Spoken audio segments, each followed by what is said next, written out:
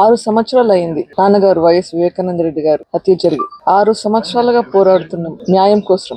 ఈ 6 సంవత్సరాల్లో ఎంత పోరాడినామో అందరూ చూస్తున్నారు. ఈ రోజు చూస్తే పరిస్థితి ఒక్కరు తప్ప వీళ్ళు అందరూ బయట లక్షణంగా బ్రతుకుతున్నారు. అక్యూస్ అందరూ బయట ఉన్నారు. ఇన్వెస్టిగేషన్ ఆగిపోయింది. ట్రయల్ మొదలు పెట్టట్లేదు. న్యాయం వస్తుందా? ఈ దారుణమైన హత్య గురించి ఇంతగా పోరాడుతున్నాము.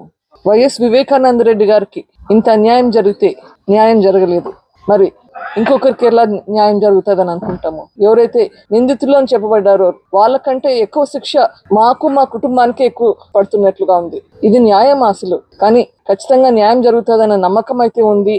సిబిఐ వాళ్ళు మళ్ళీ ఇన్వెస్టిగేషన్ మొదలు పెడతారు అని అనుకుంటున్నాను. ఐఎమ్ హోపింగ్ కోర్టు వాళ్ళకి ఖచ్చితంగా ఇది చేస్తారని ఆశిస్తున్నాను. వాళ్ళని ప్రాధాన్యపడుతున్నాను. నాకు తెలిసి అయితే చాలా లోపాలు జరిగాయి, ఇన్వెస్టిగేషన్ లో జరిగాయి, ప్లస్ ట్రయల్ లో జరుగుతున్నాయి. ట్రయల్ మొదలే పెట్టట్లేదు. Accused know how to manage the system. వాళ్ళకి ఎట్లా సిస్టమ్ ని బైపాస్ చేయాలో, ఎట్లా మేనేజ్ చేయాలో తెలుస్తున్నట్లుంది. కాబట్టి ఇంకా ఎందుకు మనకి ఇట్లా న్యాయం జరగకుండా ఉంది?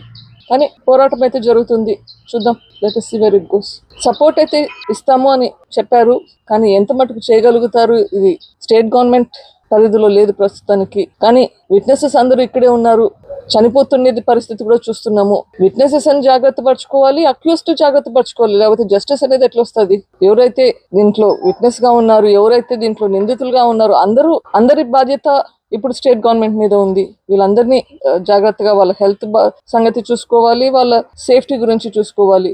లేకపోతే జస్టిస్ అనే దానికి న్యాయమే లేదు. అదే కాకుండా చాలా మంది విట్నెసెస్ హోస్టైల్ అవుతున్నారు, విట్నెసెస్ మీద ప్రెషర్ పెడుతున్నారు, మీ స్టేట్మెంట్స్ వెనక్కి తీసుకోండి అని. అట్లాంటివి కూడా జరగకూడదు. ఇప్పటికి చాలా ఇన్సిడెంట్స్ జరిగినాయి, సస్పిషియస్ డెత్స్ ఉన్నాయి. అవన్నీ కూడా ఆగాలి. అవి ఎందుకైతున్నాయి? అబ్స్ట్రక్షన్, జస్టిస్ ప్రాసెస్ లో ఈ అబ్స్ట్రక్షన్ అనేది జరగకూడదు. ఆ ప్రికాషన్స్ తీసుకునే దానికి we have to get support from the state government.